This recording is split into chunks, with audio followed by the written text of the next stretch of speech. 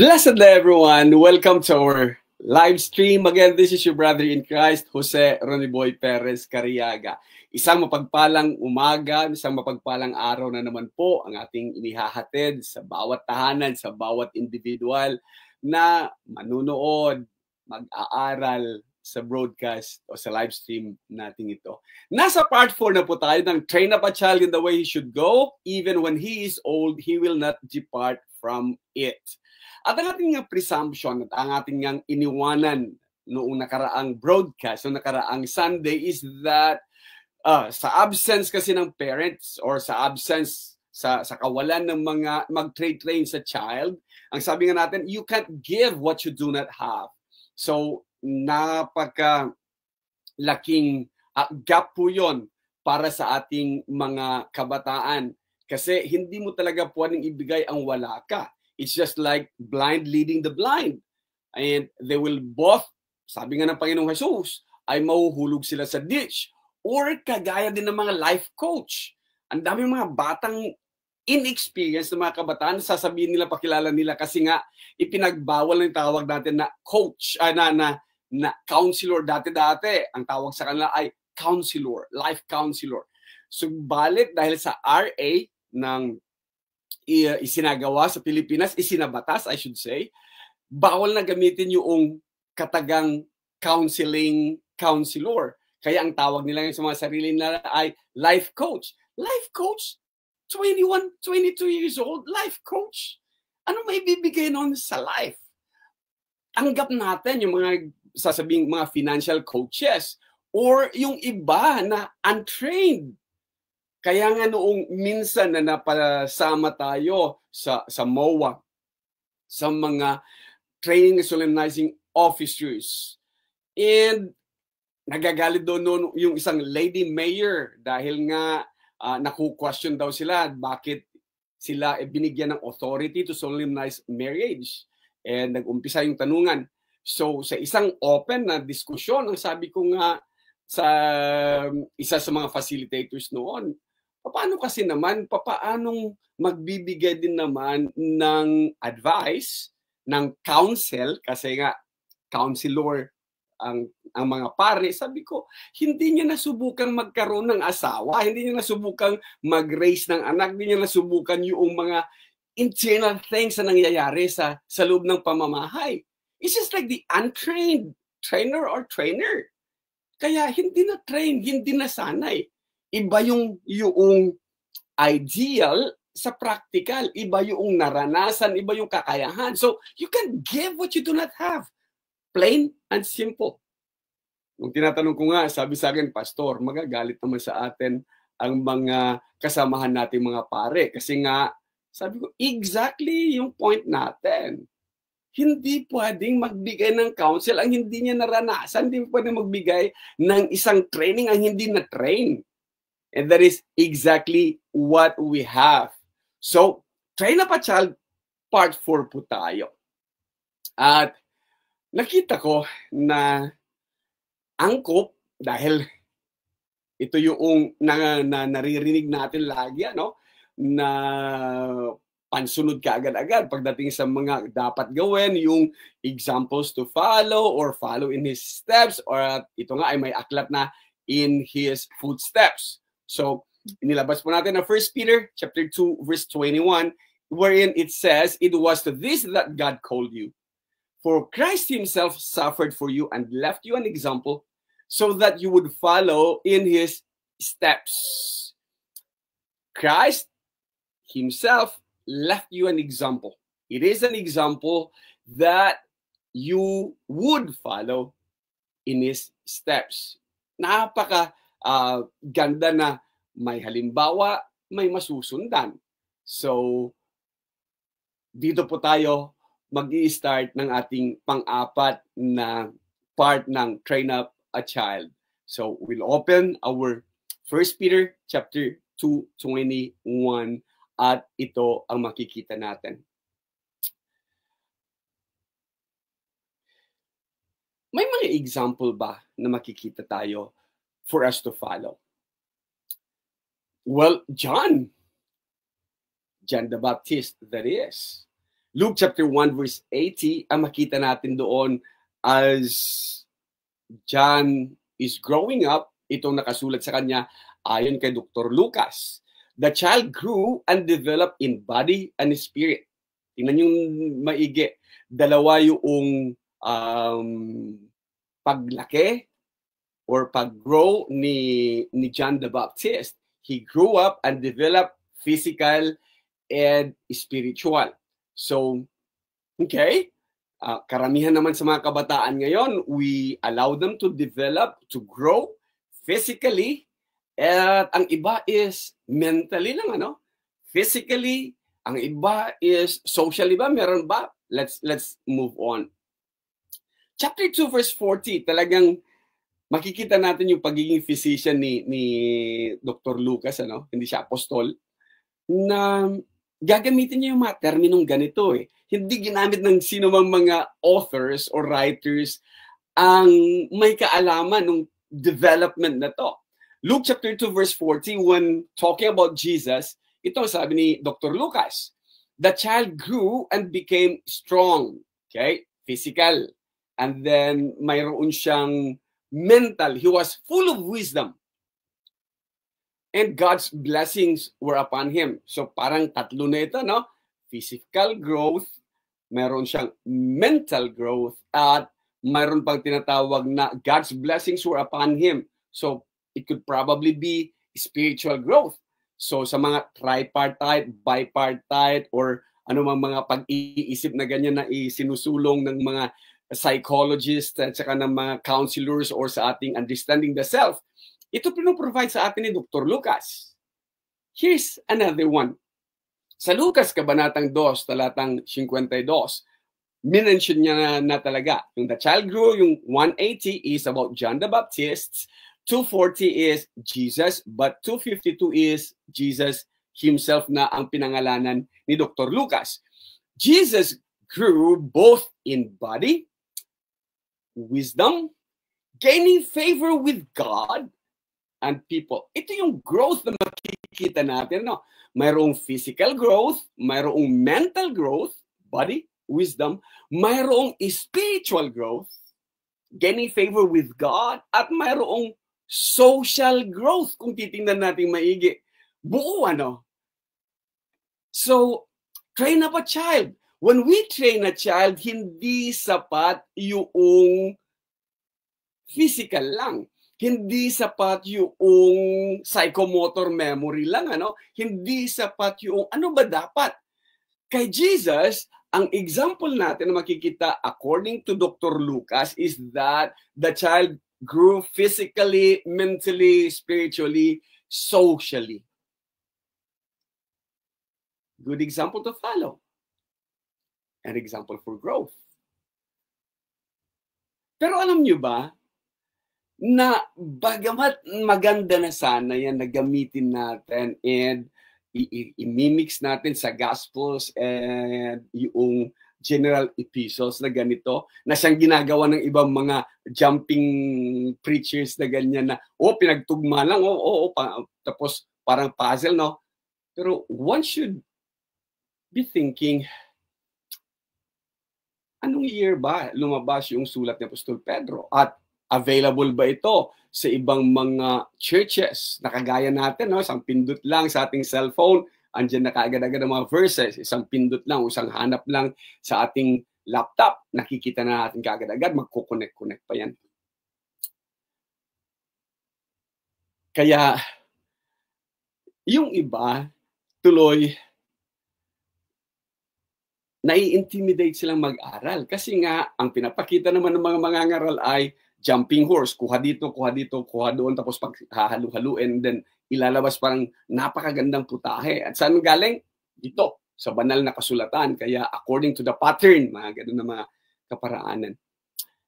If you be honest enough, at kaya nang nasasabi natin na lagi tayong mag-aral ng context. See, contextual tayo. Punta tayo sa konteksto ng perikope ng 1 Peter chapter 2. Ano bang context nito, Brad Ron? And ito yung nilalaman niya, mag-i-start ito, yung ano bang growth pinag-uusapan dito, ano bang example pinag-uusapan dito, ano bang bagay itong we should follow. Nag-start ang perikope sa 1 Peter chapter 2 verse 13. At ang kanyang instruction is be subject. Pasako. Gustong-gusto ng mga kalalakihan yan, gustong-gusto ng mga husbands kasi laging gagamitin ng mga husbands talaga sa kanilang mga asawa, be subject. Yan. Kasi alam naman nila talaga na sa loob ng tahanan, bagamat ulo, ang lalaki, ang babae naman yung leeg. Kaya ang laging sasabihin ay, be subject, pasakop, pasakop. Kung kaya mong sabihin sa misis mo yan o sa asawa mo, ito sabi ng Apostol Pablo, be subject.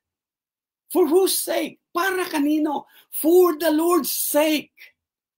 Tanggalin natin yung dahilan. Be subject to every human institution.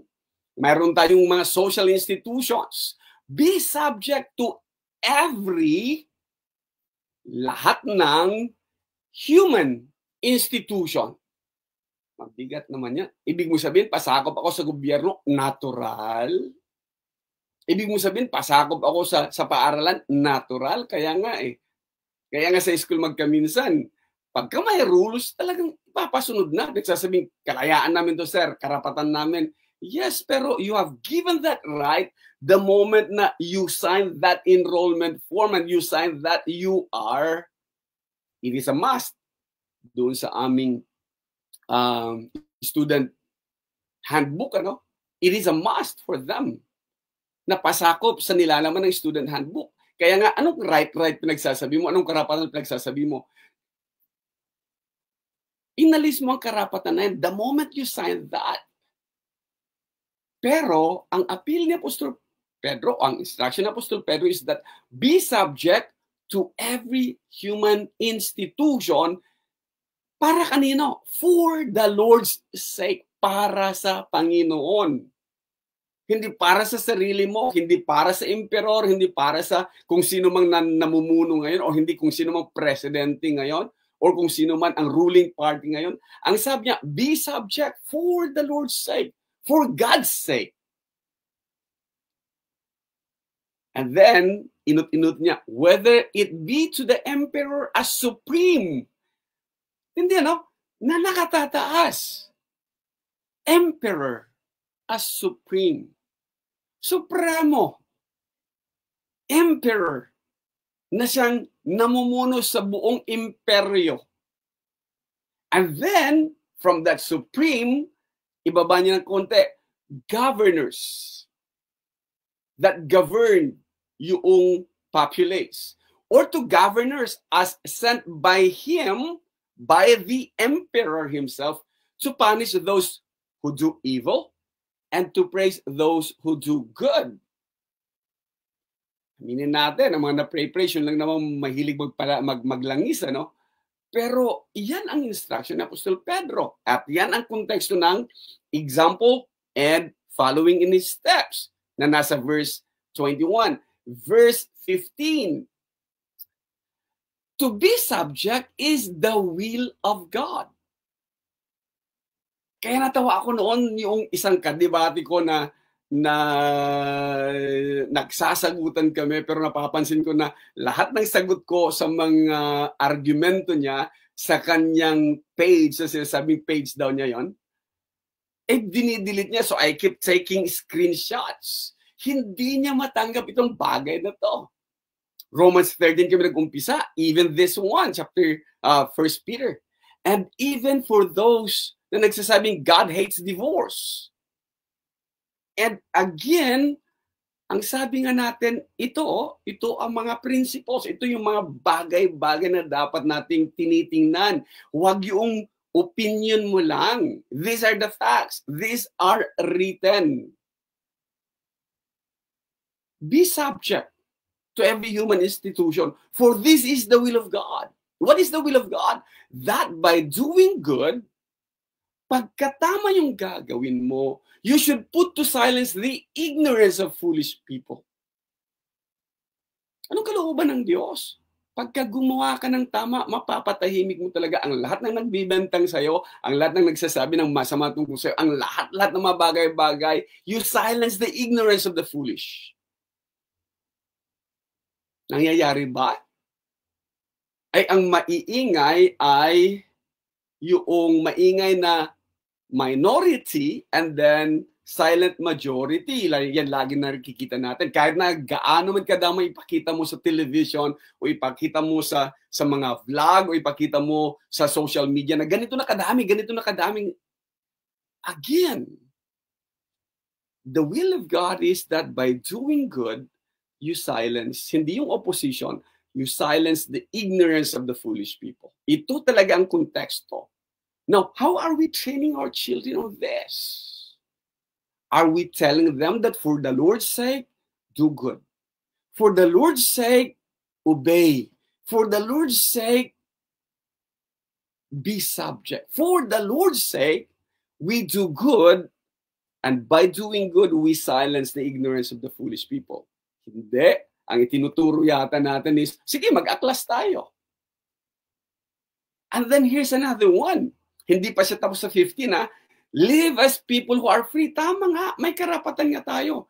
But not using your freedom as a cover-up for evil. Ano yun? Ilan na ba nag-iimbita sa akin ng pastor? May prayer rally po tayo para mapabalik. May prayer rally. Ipag-pray ko ang isang taong minumura niya. Ipag-pray ko, hindi talaga siya maging logical eh. Okay, andun na ako. Do what is right, and it is your constitutional right, pero ang sinasabi niya dito is, live as people who are free, not using your freedom as a cover-up for evil. Ano ba gusto mo? The Lord's will is that, andun yung the will of God, but living as servants of God. What is the will of God? Basahin mo paangat niyan, and you see that. Living as servants of God. Paano ba yun? And sa unang-unang wordings pa lang ng ating pericope, sinasabi niyang, be subject to every human institution. Hindi lang sa salita na sasabihin, oh, Kristiyano ako, o ito ang aking constitutional right. Now, listen sa verse 17. Sabi niya, honor everyone. Igalang mo ang bawat isa. Love the brotherhood. Sininggle out niya ang brotherhood, ang church. Fear God. Yung fear na hindi lang takot, kundi above all, yung godly fear. And then sininggle out niya, honor the emperor. Why would Peter honor the emperor or single out the emperor? Kasi kapag nasa ilalim ka ng isang kingdom, nasa ilalim ka ng isang empire, you're a slave. Hindi ka lang citizen of the emperor. You're a slave of that emperor. Kaya tama yung verse 18 niya. Tingnan mo maigi. Servants, slave of an emperor, subject. So ang sabi niya, servants, be subject to your masters with all respect sa lahat ng bagay. Emperor, servant. Emperor, citizen ng empire, ng kingdom. Ano ka doon? Subject. Servants, slave ka ng iyong master. Emperor is your master. Master mo kung slave ka. Be subject to your masters with all respect. Ito pang isang bagay. What is the Lord's will? Not only to the good and gentle, but also to the unjust. Walang ifs and buts doon. Hindi lang sa mga mabubuti ang ating igalang at irespeto, but also to the unjust.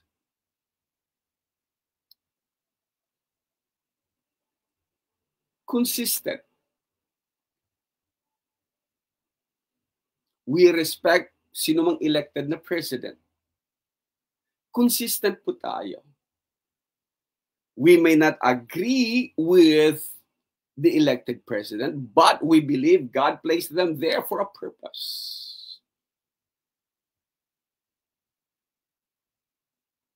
Ang ideology man natin ay hindi at times aligned dun sa nangunguna, but we show them honor and respect. And as servants of God, we submit ourselves to governing authorities. Look at verse 19. For this is a gracious thing. Ano yun? Una, for goodness sake, di ba? For the Lord's sake. Tapos, yung isang bagay pa is sinasabing, this is the will of God. Ngayon, sasabihin pa ni Apostol Pedro is, this is a gracious thing. What? What is gracious in there? When, mindful of God, one endures sorrows while suffering unjustly. Gracious thing, isang magandang bagay pala yon. Dahil para sa Diyos. For the Lord's sake. Mindful of God. For the Lord's sake. Pareho lang yon. One endures sorrows while suffering unjustly, and we groan inwardly. Yung mga frustrations natin at times, papasalamat ako that mayroon tayong ganitong makabayan na or meron tayong patriotic na puso at saka yung it really burns deep inside us. Pero yung ating pagiging servant of God should be far and above doon sa ibang bagay. And this is what it is. Mindful of God, one endures sorrows while suffering unjustly. Suffering for God, suffering for God's cause. Hindi na natin kailangan i-spill out. This is what Christ did. Unjustly judged, nagpatuloy. And even on the cross, Father, forgive them for they know not what they do. Because he is mindful of God. 3 times sinabi niyang, let this cup pass from me, but your will be done. Mindful of God. That is a good example. Mindful of God. A gracious thing.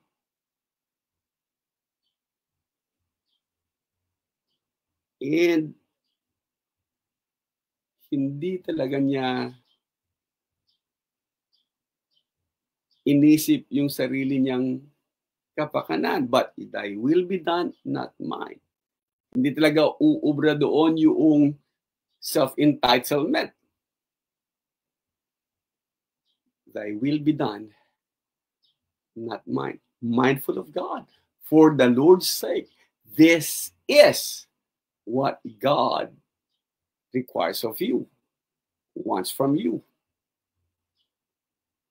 This is a gracious thing. Nakakatuwa tong versikulo na to pagka nakita mo yung context niya. And this is the example that Jesus had set for us to follow, na dapat sundin. When we look at verse 20, ang gandang katanungan. And for what credit is it if when you sin and are beaten for it, then deserve, sabi nga ng mga kabataan. But if when you do good and suffer for it, you endure, this is a gracious thing in the sight of God. Balikan natin sa 19, this is a gracious thing. Mindful of God, this is a gracious thing in the sight of God. Kailangan pa bang i-memorize yan? Kailangan pa bang ulit-ulitin yan? When you do good and suffer for it, This is a gracious thing in the sight of God because we are mindful of God. So we suffer, endure sorrow while suffering unjustly. This is a gracious thing in the sight of God. Eh, paano when you sin and are beaten for it? Deserve mo talaga yan eh. Di ba? Oh, there are current examples abound all over the world. Talaga makikita natin. Suffering? For what cause? Just cause? No, it's not. Consequences of sins committed. Suffering? Hindi siya praiseworthy. You suffer for something you did. Sabi nga ng mga Bisaya, mirisi na ni mo dong. Or gaba na ni mo dong. Huwag mo sasabihin na, uy, that is praiseworthy, that is honorable. Hindi po honorable yan. You had it coming. You asked for it. You deserve that. Deserve. Sabi nga ng mga kabataan, pagka nangyari sa'yo yung isang bagay na dapat talaga para sa'yo, deserve mo yan. And that is what we call justice. Hindi siya justice. Let justice roll. You ask for it.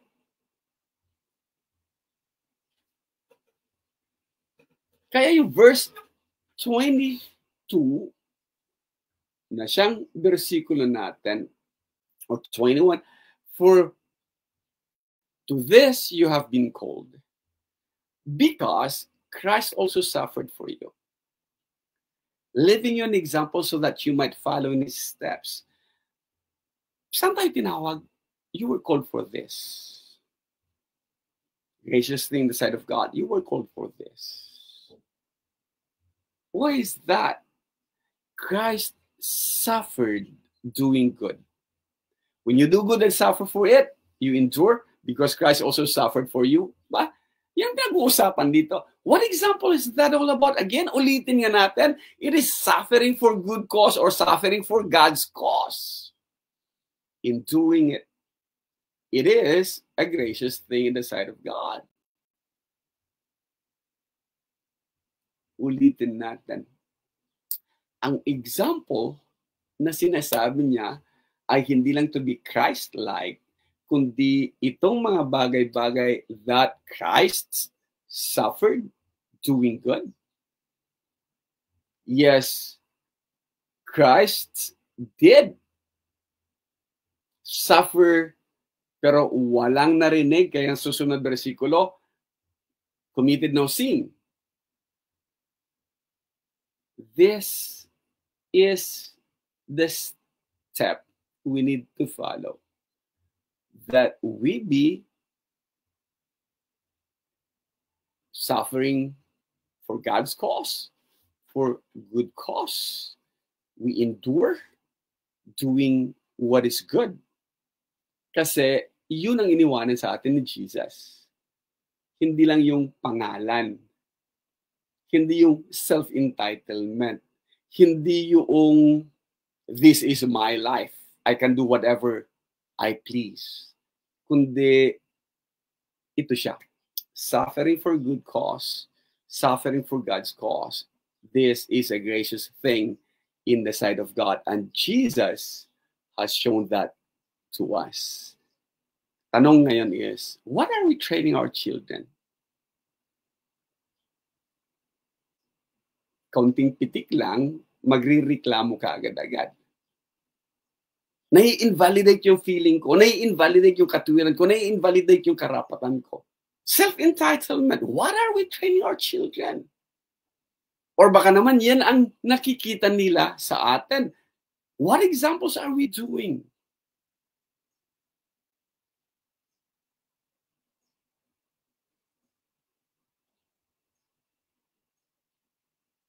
Self-entitlement. Pagka minsan sinasabi ko, lunok-lunok lang. Pagpasin lang natin, lunok-lunok lang. Pero there are times talaga, no, na while driving, talagang halos gusto mong patulan eh. Pero sa dinami-dami ng nangyayari ngayon sa daan, road rage, let go. Lunok-lunok na lang muna. Balikan natin yung prinsipyo ng lunok-lunok lang. Hindi na self-entitlement muna ang paiiralin. And Christ has left for us an example to follow. So, train up a child in the way he should go. Even when he is old, he will not depart from it. And Christ has given us an example. Yun nga lang, uulitin natin, you just can't give what you do not have. Kung hindi mo talaga kayang gawin, ano ituturo mo sa mga bata? Kung hindi mo ginagawa, pwede ba yung follow what I say, don't follow what I do? Na sinabi na natin sa absentee parenthood nangyayari or sa mga parents na nagtuturo sa kanilang mga anak. Sasabing, alam kong masama ginagawa ko pero huwag niyong gawin, huwag niyo akong gayahin. Hindi mangyayari yon. Again, paulit-ulit nating sasabihin, ano bang itinuturo natin sa mga kabataan? Marami na nga ang walang nagtuturo sa kanila. Marami na nga ang mga walang magulang na gumagabay sa kanila. Ano ang itinuturo natin? Social media. Ano ang itinuturo natin bilang guro, bilang teacher, bilang pastor, ministro, kapitbahay, or bilang isang individual? Ulitin natin yan. You can give what you know to have. Kaya, let's start our training. Again, ito po ang inyong kapatid, Jose Roniboy Perez Cariaga. Nagpapasalamat po sa panahong ginugol nyo na kasama ako. Thank you.